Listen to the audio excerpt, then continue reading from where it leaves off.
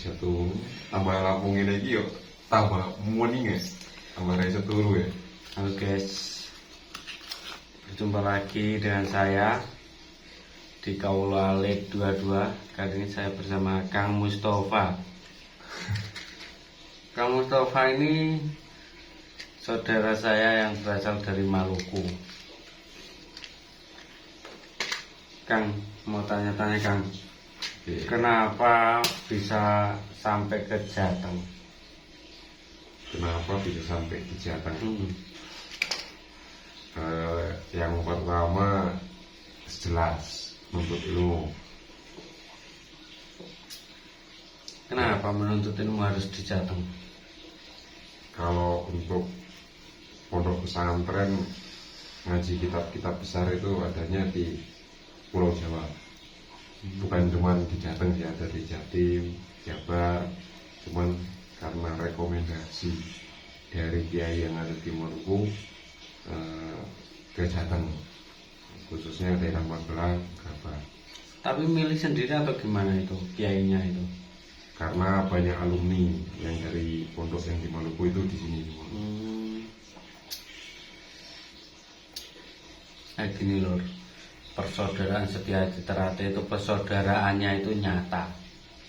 Saya nggak kenal sama orang ini awalnya itu, karena Terate. Terus rencana mau pulang ke Maluku lagi berapa tahun lagi? Tanggal 19 pulang. Itu udah selamanya? Masih balik. Habis Masih lebaran, balik kan? masih balik. Makanya kapan pulang, berapa tahun lagi menuntut ilmu? Mungkin 2 tahun, nggak setahun. Besok habis lebaran balik ini terakhir. Enggak ingin cari jodoh orang sini? Berat. Beratnya gimana beratnya? Beratnya gimana? Beratnya nanti kalau pulang ke Maluku terus ke Jawa lagi jauh, butuh biaya banyak. Emang biaya ke Maluku sampai Jateng berapa? Minimal ya, kalau pesawat ya. Kalau pesawat mungkin 4 sampai 5 juta gitu. Kalau kapal mungkin 3 juta gitu. Mahal banget ya. Ya. Malah murah ke Singapura ya. Iya toh? Ya, udah Singapura. Kenapa kok bisa mahal? Kalau emang daerah timur mahal sih rata-rata. Jarang yang mau pulang ke sini. Ya, kalau orang Jawa ngerantau di Maluku itu jarang mau pulang. Karena daerah sana tuh cukup nyaman buat orang-orang perantauan, khususnya ini pemandangan, suasana di sana itu nyaman, nggak kayak di sini banyak kelitih. Kalau kelitih tak sikat, ketemu kelitih di jalan tak sikat. Kelitih emang meresahkan Kang kalau di sini. Ngawur. Yang kemarin viral, Viral yang kemarin itu. Ngawur pol. Bocil-bocil bawa kelewang. Ngaret bengi-bengi loh. Ngaret wong. bukan ngarit rumput ya, sore hari ya, malah ngaritnya malam-malam. Iya kan. Gini Kang, aku mau ada pertanyaan. Kenapa Kang Mustafa itu ikut latihan Terate? Oh, kalau untuk tujuan awal ya, awal ikut latihan sebelum mengenal namanya di Terate itu mendidik manusia berbudi pekerti luhur, tahu benar dan salah, terusan persaudaraan dan lain-lainnya. Yang paling pertama itu ngikut-ngikut teman pada ikut latihan. Ya kayaknya seru lah olahraga gitu kan, biar ada kegiatan daripada nggak ada kegiatan malam, cuman ya kayak gitulah biasanya kan nge-game dan lain sebagainya, ya ikut-ikut lah. Dan sampai akhirnya tahu maksudnya tujuannya Terate itu mendidik manusia yang berbudi luhur dan mencari persaudaraan. Berarti awalnya itu nggak tahu kalau PSH itu sebesar ini? Nggak tahu. Nggak tahu. Lah gimana tahu-taunya kok bisa besar? Ya karena sering ngerantau aja sih, sering ngerantau berkelana ke sana ke sini, akhirnya tahu. Tapi gimana tanggapan Kang Mustafa tentang PSHT yang ada di jalanan selama ini? Untuk PSHT yang ada di jalanan, ya alhamdulillah sih untuk persaudaraannya kuat. Cuman ada beberapa hal ya mungkin yang saya sedikit aneh di sini ya. Mungkin untuk ulah para oknumnya aja ya. Iya. Para oknumnya saya sedikit heran untuk melihat di daerah Jawa itu ya seperti itulah. Karena kami di Maluku nggak pernah lihat yang kayak namanya antara perguruan, tawuran, terusan antara perguruan itu saling benci, apalagi cuman perihal kaos ya, saling jabel-jabelan. Nah itu sangat heran. Soalnya kalau di Maluku itu sama perguruan tuh saling merangkul satu sama lainnya. Berarti di Maluku itu juga banyak perguruan lain selain PSHT?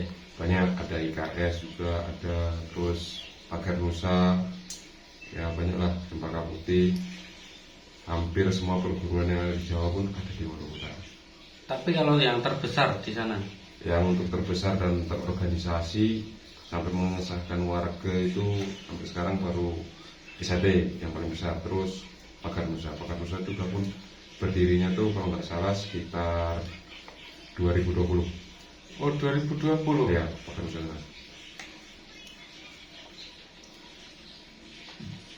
Berarti selama ini Kang Mustafa kesana kemari itu mengabdi? Ya, ngabdi terus. Karena menurut saya itu kalau sehari nggak ke latihan ataupun di suatu daerah nggak datang ke tempat latihan tuh aneh buat saya. Kalau nggak tahu kalau untuk yang lain. Kalau untuk saya intinya dimanapun saya berada ya ngabdi. Karena itu salah satu janji dari Mas pelatih dulu sebelum menjadi warga. Dibilang suruh dimanapun berada usahakan tetap mengabdi, meluangkan waktu. Dimana kamu dilahirkan menjadi bagian dari organisasi SHT dan memiliki banyak saudara ya, jangan sampai lupa tempatnya.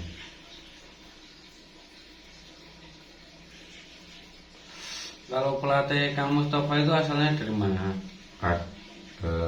Saat yang pertama ada dari Nganjuk, Tuban sama Madura. Berarti orang Jawa juga? Ya, orang Jawa. Ya itu lor, kalau mau ikut PSHT ada di mana-mana dan persaudaraannya itu nyata, nggak apal-apal. Nggak usah bingung, kakek dulu deh. Tapi yo iku kadang ono oknum-oknum sing rusak nama baik PSHT. Soalnya PSHT itu loh Kang, itu rusak bukan dari orang luar Ya. itu, tapi dari orang dalam.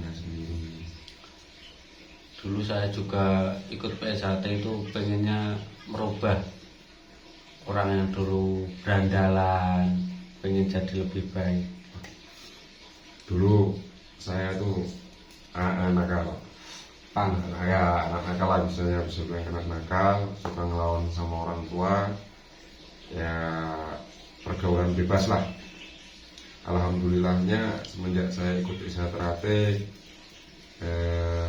saya bisa merubah diri saya menjadi lebih baik, dari belajar, selalu berusaha mengamalkan ajarannya lah, apa yang dikasih Mas pelatih ya saya belajar untuk mengamalkan. Alhamdulillah akhirnya sekarang bisa menjadi lebih baik.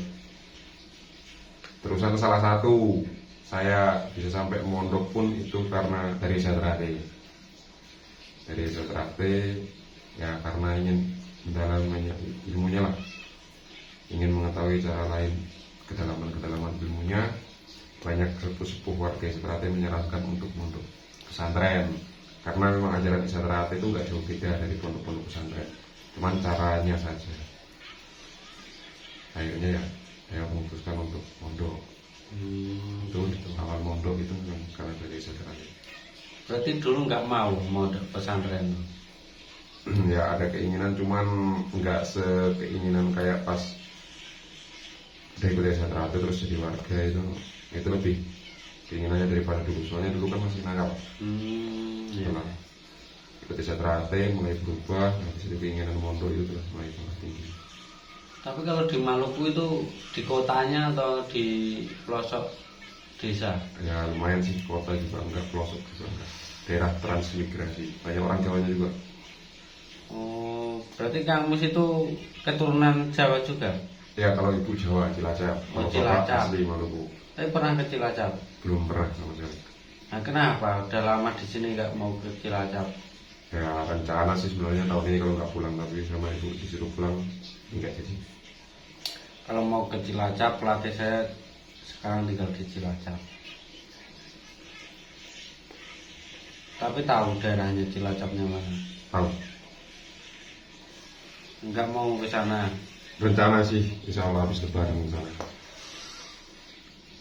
Kalau ayah asli sana. Asli Maluku. Ini guys, ayah Kang Mus ini juga kiai, punya pondok pesantren. Tapi anaknya dulu dugal, nggak mau nerusin ayahnya. Terus ikut latihan PSHT malah. Mungkin dulu ikut latihan PSHT nggak rencana jadi orang baik itu nggak ada mungkin. Ya nggak ada. Iya. Tapi semenjak ikut latihan terus ajarannya baik, terus sama seperti ditekankan untuk selalu berbuat hal-hal baik, mengamalkan ajarannya, ya alhamdulillah. Nah dulu niatnya apa, Kang? Ya kalau awal pertama ya diajak teman, terus ya niatnya ya Pengen bisa saya, beraya, itulah salah satunya pastinya. Apalagi masih anak muda. pengen jadi ketua geng. Wah asli kalau itu nggak usah ditanya, memang ketua geng bisa. Oh, ketua geng. Berarti ya Teratai itu sebenarnya baik ya. Baik, wah sangat baik. Kalau orang yang memang benar-benar ngamalin ajarannya, insya Allah. Berarti saran buat orang tua yang ada di luar sana, misal anaknya nakal, itu jangan diajar, tetapi diturutin apa kemauannya, selagi itu positif, didukung. Misal cinta olahraga, ya disalurkan ke olahraga. Misal cinta sama seni, salurkan ke seni. Soalnya kadang orang tua itu menekankan di Indonesia itu hanya bisa mata pelajaran. Ya benar. Iya kan? Nilai jelek diajar, dimarahin, sebenarnya nggak usah, tapi dicari apa kemampuannya. Ya. Soalnya di dunia kerja itu bukan mata pelajaran yang utama, tapi keterampilan. Ya benar. Kalau kamu sendiri rencana setelah mondok itu mau nerusin pondok pesantrennya ayah, atau mau merantau lagi, atau mau nikah? Merantau lagi sih. Merantau lagi. Merantau. Kalau tujuan mungkin setelah mondok atau lain sebagainya, ingin berkelana aja sih, keliling ya saudara-saudara, mungkin kalau ada rezeki lebih ya bisa keliling Indonesia, dari Indonesia Timur sampai Indonesia Barat, nemuin saudara-saudara dari PSHT sih. Nah kan kemarin ada itu yang dari Batam itu. Ya Mas Andika. Nah rencana saya kayak Mas Andika. Ya kalau Mas Andika kan sambil naik gunung, alam lah. Kalau saya mungkin khusus untuk ke padepokan dan lain sebagainya. Ke padepokan sama mau ke pesantren. Ya itulah. Aturan di pesantren lainnya. Kan sama bisa edukasi ke santri-santri. Kalau PSHT sebenarnya bukan musyrik. Ya, PSHT kan musyrik. Kebanyakan orang taunya PSHT pakai sesaji dan lain-lain, padahal itu budaya Jawa. Dan itu mengandung arti dan makna filosofi yang sangat mendalam sebenarnya. Bukan untuk sesembahan apa makhluk gaib. Ilmu kebal itu nggak ada di desa Teratai. Apalagi Kang yang pesan-pesan atau apa edukasi? Kalau untuk pesan-pesan mungkin nggak ada. Kalau untuk pesan-pesan para oknum ya ada. Untuk para oknum ya mungkin yang membuat nama organisasi itu tidak baik di pandangan masyarakat, saya pesanlah mari berubah menjadi lebih baik lagi, dipandang masyarakat menjadi lebih baik lagi. Soalnya gini, sampean itu baik buruknya ya tetap saudara saya. Cuman minusnya tuh gini, sampean buat onar dan lain sebagainya terus diupload di media sosial. Kami yang di luar daerah, bukan daerah Pulau Jawa, kena imbasnya. Yang pertama dipandang masyarakat Desa Teratai itu baik di daerah kami, ya akhirnya dipandang buruk oleh masyarakat karena mereka melihat konten-konten ya tentang organisasi Desa Teratai dari ulama para oknum itulah, karena maraknya di media sosial. Jadi pesan saya sama-sama kita perbaiki. Organisasi Teratai bukan organisasi yang kecil, bagaimanapun itu kita perbaiki dan ubah sikap kita dan jadikan nama organisasi itu yang baik sebagaimana maksud dan tujuannya Teratai menjadi manusia seperti rumput, tahu benar dan salah. Rumah kelor masa ya kok kaos waru kepiar mburine memayu hayune bawana mendem kedip ngerasa nang dalanan iku jan menurutku kurang logis lah. Tenan kurang logis. Nah niate muni arep mempererat persaudaraan kuwi moro latihan wis iso. Nah, Gak perlu awakmu kumpul-kumpul sing gak jelas lah. Ku pesan wae ambekno aku warga kayak wingi sore, tapi aku nak weruh organisasi dielek-elek aku ora trimo. Ngono wae. Sing wong rasis-rasis kuwi kudune tanggung jawab. Wani senggel siji lawan siji, gak usah royokan. Gelut kalah ngandake dulure. Mesake dulure sing ora ngerti apa-apa. Misal kecantol mlebu polisi, awakmu kabeh ora kelakon arep melu apa ngurusi. Iku tenan iku. Sing mesake pertama keluargane. Mungkin kuwi wae pesen iki aku. Gawe Teratai saka aku. Ana nang ra Kang? enggak ada. Gak ada. Ya wis cukup semene wae. See you next time.